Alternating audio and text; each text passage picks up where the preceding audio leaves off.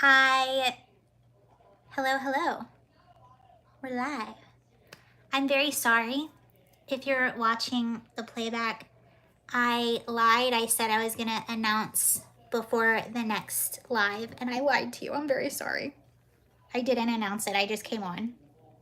But things will be different next time. I'll change, I promise. I'll give you guys a few seconds to pop in.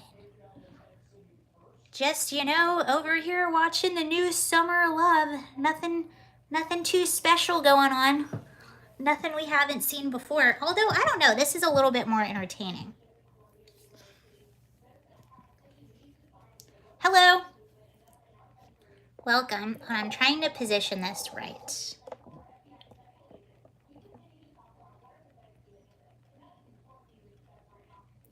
This is the t-shirt that I used to dye my blonde hair in, and I put it on because I was cleaning and forgot that I still had it on before I got on this live. So if you're wondering why my shirt has bleach all over it, it used to be my shirt that I wore when I was bleaching my hair. And of course, your dirtiest t-shirts are also the most comfortable, so it's very comfortable. And I put it on when I'm cleaning. Hello, Miles. So are we watching what's happening at Columbia University, or actually all of these universities? I think we talked about it yesterday. Also, my allergies are absolutely killing me. So if I sound nasally, or if you see me having to blow or rub my nose, it's just not fun right now. It's just not. Thank you guys for joining. Yes, it is lit at Columbia. Lots of these universities. It's lit.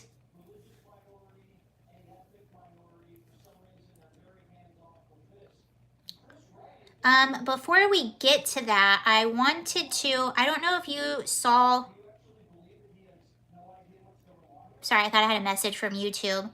I don't know if you saw the video that I posted earlier about the new CBP numbers, Customs and Border. Actually, these are from DHS.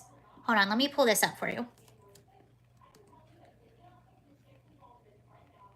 No, I want Bill.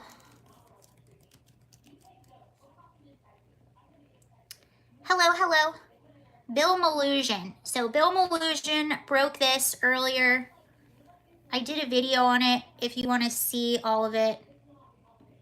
This is a lot of reading, but you're going to want to hear all of this.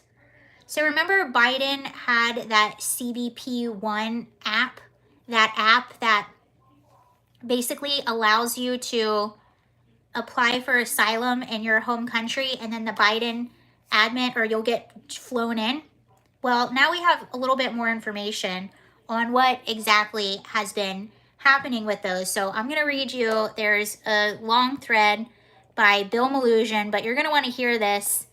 And if you want it organized out, it's on my Twitter. It's on, and I posted a video. So it's my last video that I posted. Okay, here we go. Okay, Bill Melugin with Fox News. Exclusive. Internal DHS, Department of Homeland Security, data reveals the 45 plus U.S. cities that hundreds of thousands of migrants have flown into via the Biden administration's controversial CHNV mass parole program. I'm guessing that has to be the CBP One app. By the way, I downloaded it on my phone. You can go to the App Store and just download the CBP One app. The data was obtained by Homeland GOP via subpoena to DHS and was provided to Fox News. The DHS data shows that during an 8-month stretch from January through August of 2023, roughly 200,000 migrants flew into the U.S. via the program, with 80% of them, 161,000, arriving in the state of Florida in 4 cities: Miami, Fort Lauderdale, Orlando, and Tampa. The top 15 cities, listen to these numbers, migrants flew into, and the numbers during this 8-month window are below. Number 1, Miami, 91,000. Fort Lauderdale, 60,000. New York City, 14,000. Houston, 8,000. Orlando, Florida, 6,000. Los Angeles, 3,200. Tampa, Florida, 3,200. Dallas, Texas, 2,200. San Francisco, 2,000. Atlanta, Georgia, 1,800. Newark, New Jersey, 1,500. Washington, D.C., 1,500. Chicago, Illinois, 500. Las Vegas, Nevada, 500. Austin, Texas, 171. I've attached the raw DHS data provided in the subpoena response showing all of the locations the migrants flew into during these 8 months in the chart below. DHS also revealed in the subpoena response that as of October 23, as of October 2023, there was a backlog of about 1.6 million applicants waiting for DHS approval to fly to the United States via the parole program. In response to the DHS data revealing Florida received the overwhelming majority of the migrant flights during the 8-month window, Governor Ron DeSantis' office provided the following statement. Biden's parole program is unlawful and constitutes an abuse of constitutional authority. Florida is currently suing Biden to shut it down, and we believe that we will prevail. DHS also wrote in the subpoena response that all individuals paroled into the United States are, by definition, inadmissible, including those paroled under the CHNV process. So DHS is basically admitting that these people are inadmissible, yet they are allowed to fly into our country, and they are approved to fly into our country.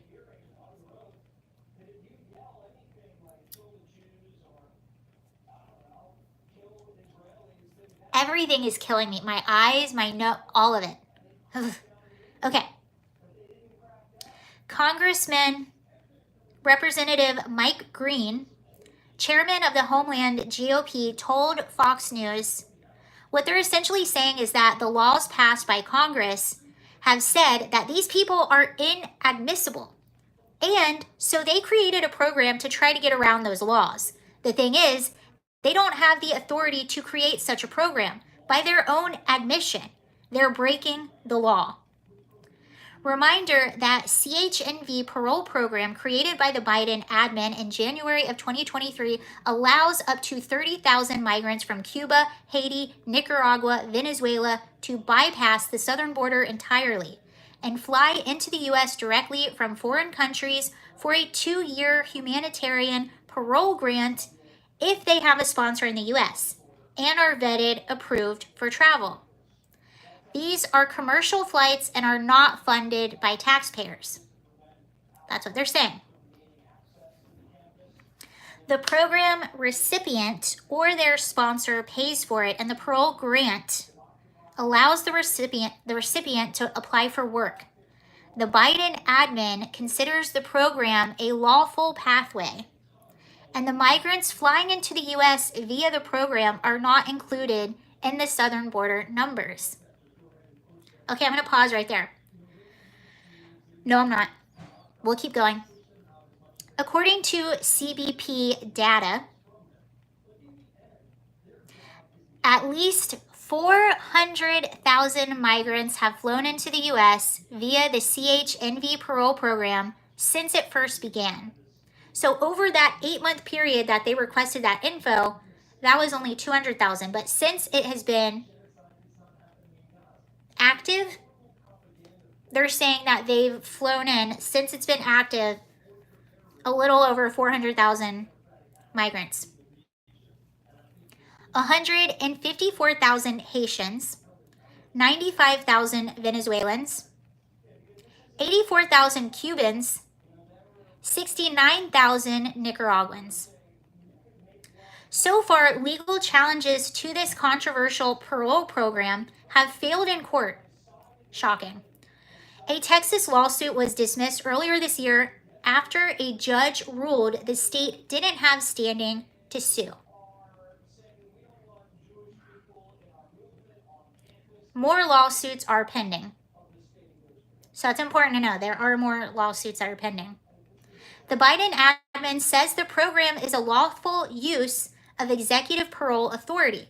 They consider the program a success and believe it provides an incentive not to cross the border illegally. The number of Haitians and Cubans crossing illegally have steeply fallen as a result of the program. So they basically admitted why they made the program. They made the program because the optics at the southern border are not good. They're really, really bad. Remember that one time there were 14,000 Haitians under one bridge, and that didn't look very good. They don't like when people go down to the border and film. It doesn't look good. Oh, and there's one more thing I wanted to add. I was just talking about Laken Riley, and I'm going to tell you why I was talking about her. I'm probably going to do a separate video on this. I was just talking about Laken Riley, and there was more information that we actually found out about her accused murderer, and that piece of information was that Jose Ibarra had a work permit. He was given a work permit. So just because somebody has a work permit and they were vetted, we still, when your border is this porous, when you're bringing in this many people at the same time, we don't know who they are.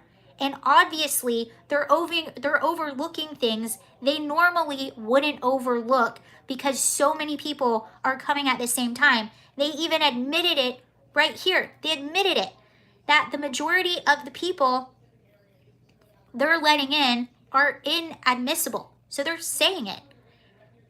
The standards are lower. And I'll say this too. I saw somewhere, where did I see it? I saw somewhere that it was some big publication, and I don't know if I believe this. I'm just saying if this is true. So I saw that inside sources told this publication that people inside the Biden administration are saying that they are already starting to prepare for a transfer of power, right? So let's say that's true. I don't know if I believe that, but let's say it's true. If the sole purpose, what you'll see is a lot of these big crises, they serve a lot of different, they benefit a lot. It's not just one thing they benefit. Because a lot of people, it's not really so much a theory anymore. We basically know because they've come out and said it.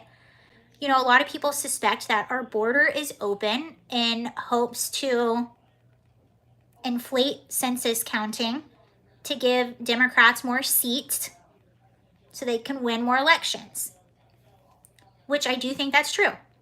And I know that because they've admitted it.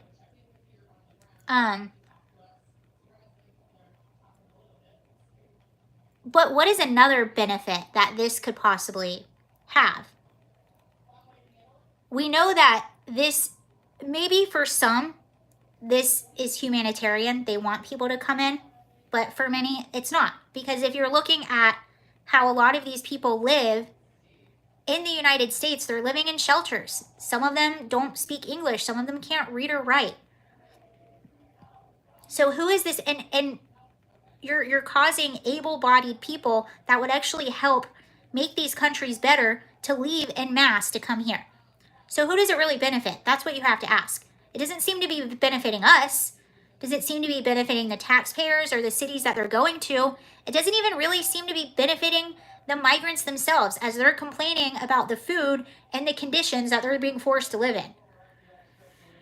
So I had the thought, let's say that they really think that Donald Trump is going to win in November. Wouldn't it be, first of all, I don't put anything past any of these people. They've obviously proven that they're willing to lie about absolutely anything. They're even willing to destroy the country that they live in and their own families live in. So these are the kind of people that we're dealing with here. Sometimes I think because they know that Trump is running on, I want to deport, we're doing mass deportations, this, that. I think that if that's true, that they really think that there is a big possibility that Trump will be the next president, I think what they are going to, they want to make his takeover of power as ugly as possible. Because I don't know how, I mean, maybe I'm wrong. I don't know how many of these people they're going to be able to get to vote in this election, but they still have the next election. And they can make things as ugly and difficult and chaotic as possible in the meantime for Donald Trump. Imagine those optics of somebody being forced to go on a deportation flight, those poor migrants. Imagine the optics. Imagine a CNN or an MSNBC getting a hold of that footage. Imagine the AOCs that would come out and do photo ops in front of vans, ripping the innocent people away from their children and their lives here in the US and sending them back. Wouldn't that fit perfectly, almost too perfectly, into their narrative that Donald Trump is a supremacist? Wouldn't that fit perfectly into their narrative that Republicans are supremacists and that this is a racist, awful country and we need to revolutionize everything? I mean, wouldn't that be beneficial to them as well? Yeah. It's a 2-for-1 deal, man. So I'm just saying, it got my wheels spinning in a bit of a different direction than they have been spinning.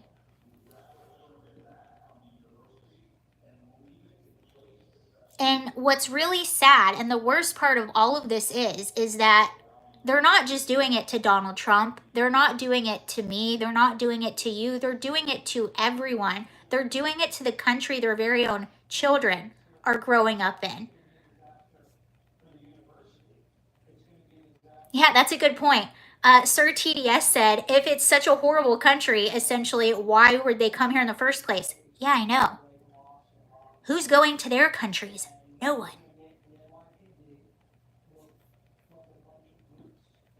Oh my gosh. I think we talked about this yesterday. I think we did. I don't know if you guys watched those hearings that happened in New York City. I think it was it last week or the week before? Everything's running together at this point. But there were hearings that were held in New York City, the New York City, like City Council of Immigrant Affairs, I don't know, but they had a hearing in New York City, and the hearing was all about the African migrant experience in New York. And essentially what it turned out to be is a 6-hour complaint fest for the African migrants who are living in New York City shelters, on the taxpayer dime, by the way. And they were complaining. The food, one lady said, the food isn't good. I don't eat the food, it's not good. One lady was complaining that nobody understood her language. Here's another thing that you need to understand about, especially the migrants that are coming in from Africa. A lot of them speak French, so they don't speak Spanish.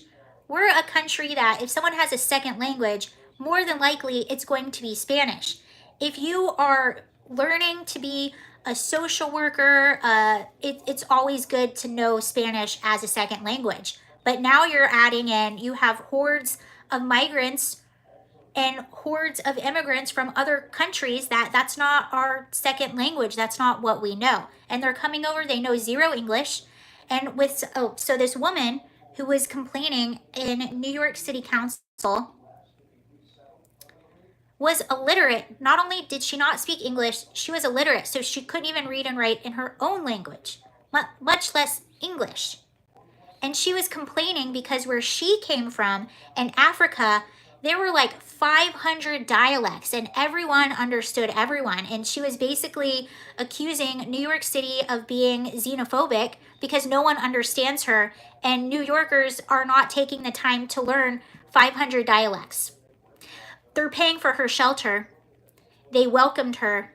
They're paying for her food, her child care, but they're xenophobic. Finally, someone with some common sense got up there and said something after 6 hours of this, and this was Vicky Palladino. She's a New York City Council member, and she's actually one of the good ones. She's actually someone in public office. I've followed her for a while. She seems like she actually cares about her constituents, and she actually goes out there on the ground, feet to the pavement, and works for her constituents. She finally said it was her turn to talk, and she said, I can't believe what I'm hearing right now. Person after person after person just coming up here and asking for more. New York City should do more, more, more, more. And she goes, how much more should we be doing? And what motivated you from coming here thinking that the streets are going to be paved with gold? She goes, they're not. And your stories are heartbreaking. No one should feel or be mistreated, but our cities are not paved with gold, and we are overburdened and overrun. There are so many of you. And what motivated you to come to a country illegally demanding things? Our streets are not paved with gold, and you're living through the reality of that. Something else you need to understand about what New York is doing, they are allowed. There is a ticketing center where if they want to leave New York, they can get a one-way ticket to anywhere in the world, and they will pay for it up to a certain amount, obviously within reason. So if they wanted to, they could get a free ride home. They don't want a free ride home. They want to stay in New York and get a free ride in New York, essentially. One lady complained that she got 2 free months in a shelter and then she had to find her own shelter, or she had to reapply. Yeah. Sorry. No one made you come here. No one made you come here. And then to have the nerve to come here, and then the country that welcomed you, the country that's giving you free stuff, you have the nerve to call them xenophobic. The entitlement.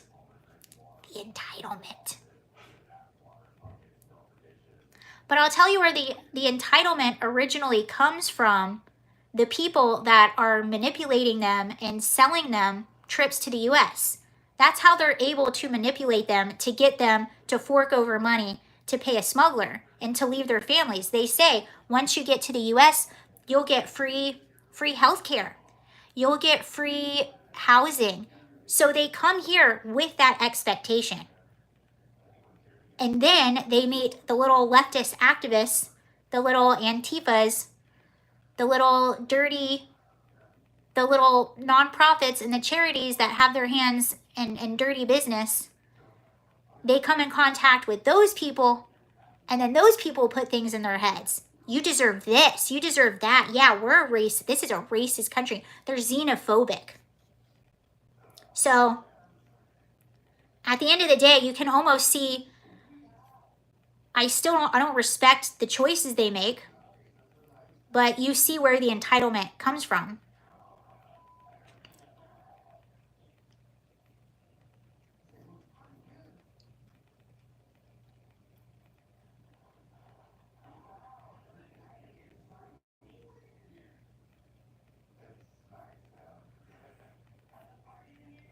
The situation,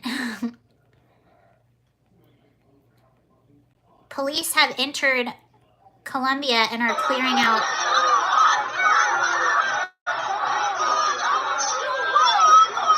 Police are now attempting to clear out the occupation at Columbia University, and there is now a clash with rioters and police. One rioter attempted to attack a police officer with a water jug. I do not think the officer was injured in the water jug attack. But they did try to do that.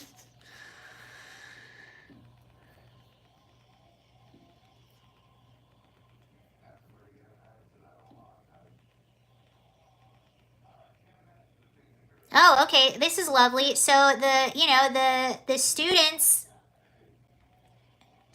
and staff at Columbia University are ordered to shelter in place as NYPD converges on campus. Journalists and media not allowed on campus. It's actually not funny, but you have to get your kick somehow.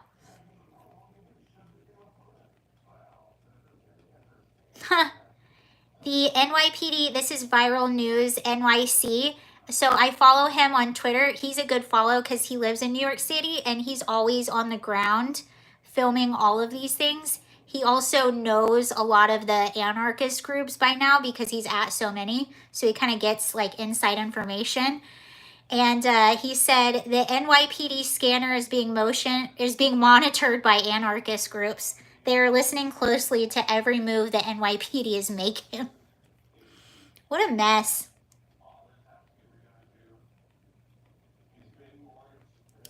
Okay, 21 minutes ago, the NYPD expects to receive a letter from the university requesting them to clear out the protesters from the encampment within the next hour or two, as alerts have also been sent to students instructing them to shelter in place. Okay, so that's what they're doing right now. They have entered the area and they are attempting to clear out the protesters. I want to know exactly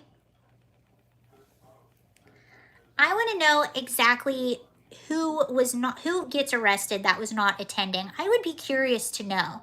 And those people should be publicly shamed. How dare you not be on college anymore and then go on a college campus and disrupt like this? Or go to a different college. How dare you do that? Shame.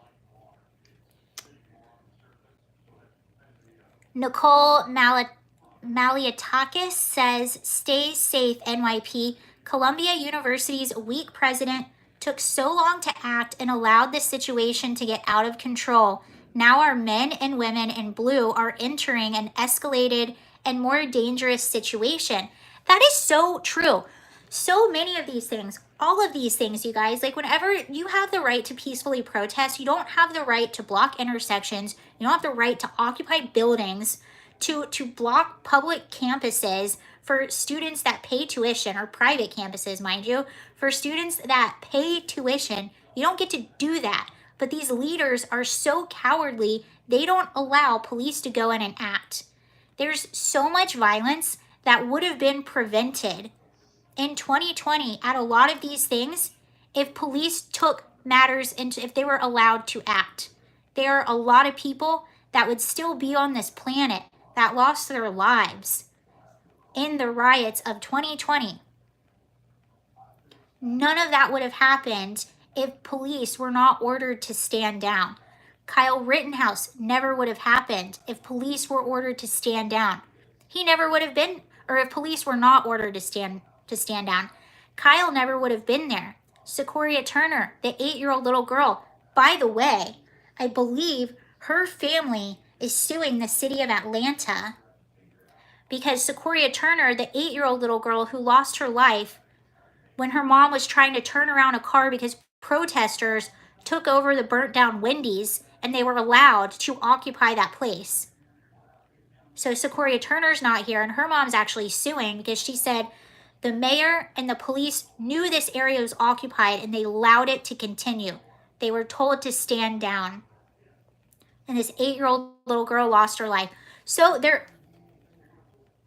if you actually looked back and looked at all of these situations, almost all of these people would still be here if police were allowed to do their jobs. But you have these cowardly leaders that are ordering them to stand down. And they allow this stuff to go on far too long. People get a lot more emboldened.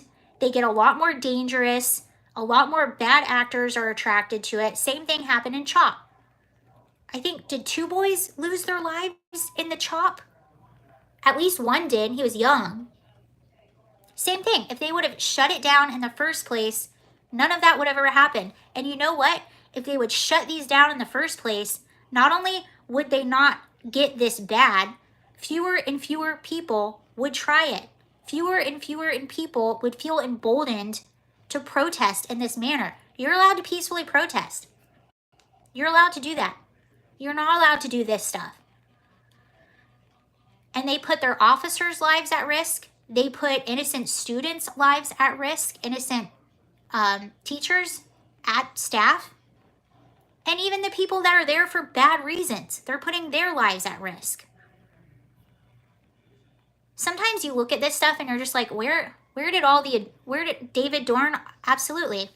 Sometimes you watch this stuff and you're just like, where did the adults go? I feel like there were some adults when I was in college and in school. Where did they go? But yeah, they let it go too far, and then it creates dangerous situations. But if people already had the expectation, if people already knew that there were going to be consequences, most of them wouldn't even do it in the first place. They always say, you'll hear officers all the time say this, you'll hear them say that most of the crime is actually committed by a very small group of people. And you see that play out, because you'll see a lot of these people that get arrested, now that we have these really soft on crime DAs, you see their rap sheets and you're like, whoa. Most of the crime is committed by a small amount of people. So if consequences are held for those people, that small amount of people, you have less crime. Shocker. I know. It's a crazy concept that when you hold people accountable for their crimes, you have less crime. That's weird. It's so crazy. It's like a far right extremist position or something. And you're also like, you're teaching kids that the bad guys win.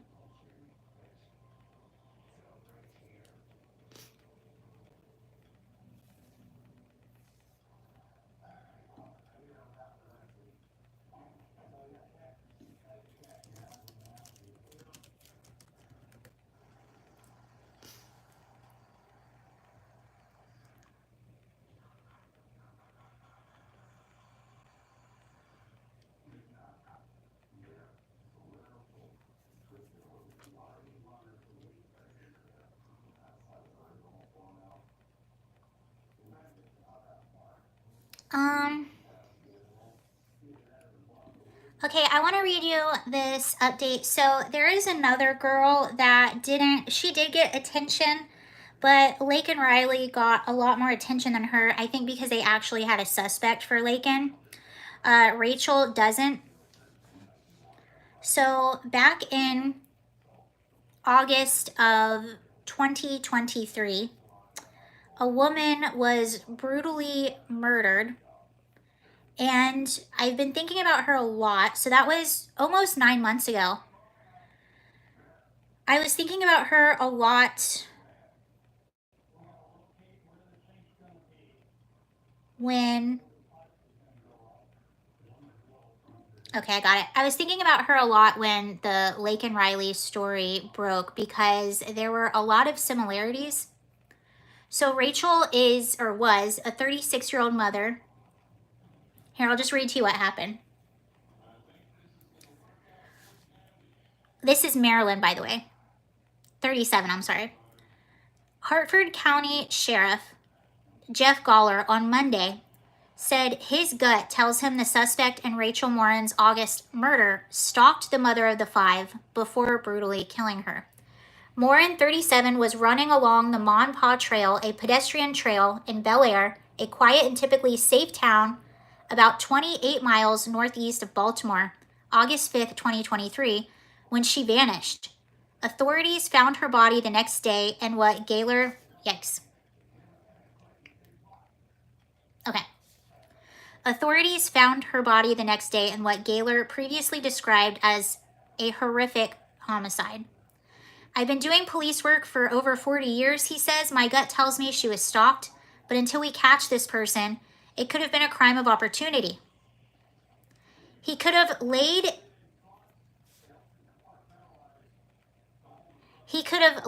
in what on that trail for Rachel or whatever female decided to come down that trail when there was no other people in sight.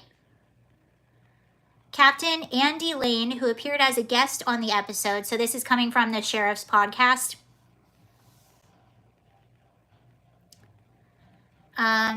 said the Maud Paw Trail is well used during the time of day when Rachel typically went for her runs. In fact, we've spoken to a number of witnesses who not only saw Rachel that day, but they saw Rachel almost every day at that same time on the trail, walking and running and exercising in the same area. He added that the suspect obviously took the time to be familiar with the area, most likely or potentially familiar with Rachel. Lane noted, however, that the sheriff's office does not have information at this time.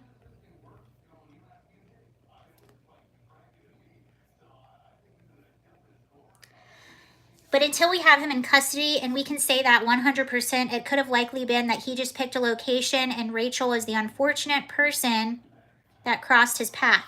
The sheriff's office released a new sketch Monday of the suspect described as a Hispanic male based on what accounts and video footage the suspect from a March 2023 incident in Los Angeles described as a home invasion. So I want you to listen to that part.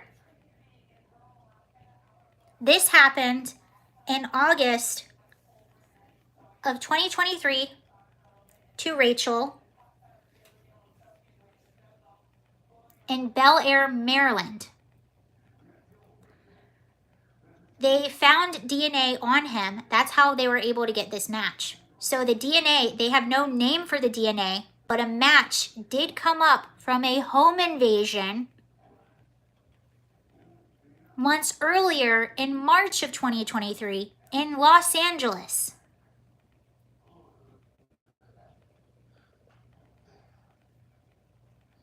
Just 11 days after authorities found Morin's body, the Hartford County Sheriff's Office announced a link between evidence found at the scene of Morin's murder to evidence found at the scene of an LA home invasion using the combined DNA index system, leading them to a single DNA match for an unidentified Hispanic male.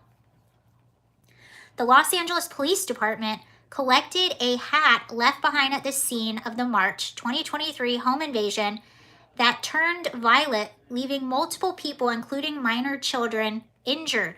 So this person, this is how dangerous this person is. This person entered a home and wasn't just there to just rob, injured people when he was in the home. The suspect allegedly broke into the home in the middle of the night and assaulted the family before he was chased out. Surveillance video footage captured the man leaving, shirtless, through the front door. There is no DNA database that would allow me to plug evidence in there and just give me a name. If you haven't been arrested and committed one of these crimes and been to prison, then your name is not in a database. There is no database massive enough with everyone's DNA, but it does allow us to link these two crimes. The Hartford County Sheriff's Office does not know what brought the suspect from LA to the area of Bel Air, Maryland, but they do know that he was in Bel Air prior to Morin's murder, and they are asking members of the public who may have seen or communicated with the suspect during the summer of 2023 to come forward. Authorities believe he poses a threat to the public. You think? The sheriff also addressed the matter of the suspect's citizenship or lack thereof, noting that a recent influx of illegal border crossings has become a serious concern for the public. As soon as I heard her case, as soon as I heard where it happened and how it happened, that was my immediate thought, especially seeing his travel pattern. And when news came out about Laken Riley, I immediately thought of Rachel's case. Now, that being said, I don't think they're the same person. I've seen the sketch, and we've obviously seen Lakin's accused. To me, they look totally different. I do not think they are at all. I've seen them side by side. Even if he would have gained weight, I don't think it's the same guy. That being said, I suspect he's probably here legally. He might be a member of the same game, and he probably is from Venezuela. Just from the pattern, I think so. But I do not think it was Jose Ibarra. If you look at the sketches, their features are not even. Yeah, it's a Hispanic male, but I don't think it's the same person. I do, however, suspect that he's probably here illegally. We don't know if the suspect is in the United States illegally. We don't rule that out, he said. He could also be a legal resident from any state to Maryland to California. There's no way to know without an identity. Lane said a suspect who is an illegal immigrant would add another layer of complication to the investigation. And there it is right there.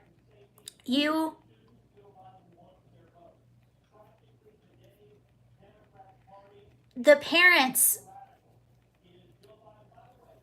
because 9 months has gone by, the parents have also hired their own attorney who's also doing an investigation.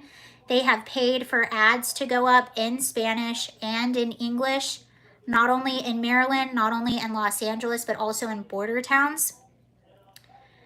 It does add another layer. When you have an open, porous border, not only are you bringing in a lot of people that we don't even know who they are, they suspect that if he fled, he might have fled right back over the border.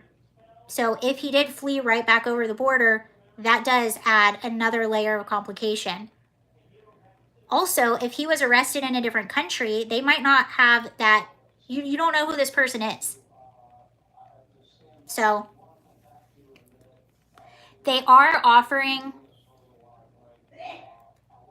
for people that might know him or might have information, they're offering a $35,000 reward, no questions asked, for people that have information.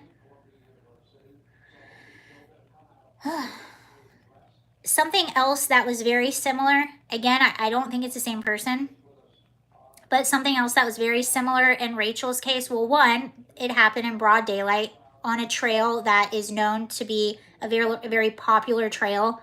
These are known to be very safe areas. Something that was very similar were in both cases, they think that it could have been a crime of opportunity, or these could have been individuals that just saw these women going there at the same time every single day and decided to wait until there was an opportunity to pounce. They also were both murdered with blunt force trauma, and they believe a rock was used. Both of them were also very disfigured on the head. Rachel's face was so badly, I'm sorry, this is really gruesome. Rachel's face was so, they did have a DNA connection. Oh, that's another reason that it's not Ibarra. Why I'm stupid. I didn't even think about that. Yeah, they have a DNA for that guy. So they would be able to get the DNA from Ibarra, and they would know right away if that was a match or not. So it's not, they have DNA, but he's nowhere in the system. The DNA match came from another crime, and the only evidence from that crime they have is, well, the DNA they collected, the hat he left behind, and there's one image of him running out of the house, but his back is to the camera. They also have a sketch that they did up of him. Yeah, it can't be Jose Ibarra, duh, because they would have his DNA. Oh, but what they said about Rachel is her face was so badly disfigured, they suspected that the person that did this was trying to make her unrecognizable. And I got confused too. I don't know why I didn't think about that.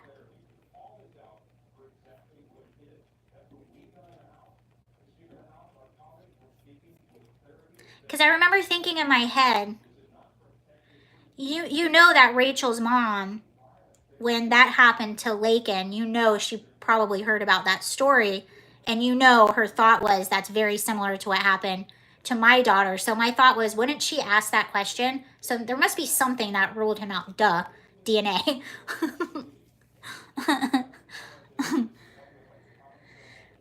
All right, you all. Well, I'm going to get off. Yeah, she had 5 children, and she was only 37, so her children can only be so old, you know? All right, well, I'm going to get off. You all have a lovely night. Thank you for joining on the live stream. I don't think I can talk anymore. I talked too fast on that one. All right, you all have a really good night. I'll see you later. Bye. I do this all the time. Okay, I'm not used to being on my phone. Now we're going to turn it off.